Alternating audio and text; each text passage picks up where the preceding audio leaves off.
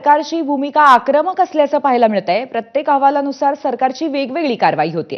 Doctor Ghaisas आणि दीनानाथ मंगेशकर रुग्णालयावरती कारवाईची कुऱ्हाड त्यामुळे कोसळणार आहे।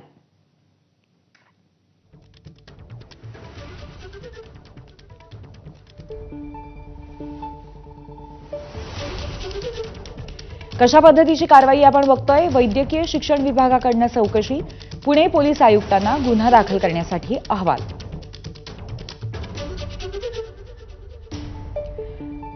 आरोग्य विभागाकडून चौकशी, इंडियन मेडिकल काउन्सिलच्या व्यावसायिक नियमांचं उल्लंघन झाल्यामुळे।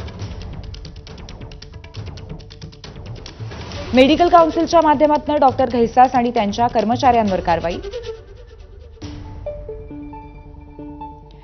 विधी आणि न्याय विभागाकडून चौकशी, दीनानाथ मंगेशकर रुग्णालयाला 10 लाख रुपये दंड।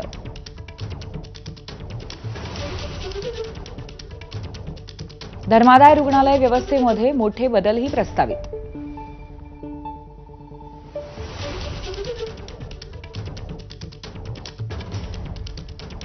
तर अशा पद्धतीने या संपूर्ण प्रकरणाशी संबंधित विविध मुद्द्यांवरती आलेल्या विविध अहवालाच्या अनुषंगाने सरकारची आक्रमक भूमिका दिसते आणि विविध कारवायाही होताना दिसतायत।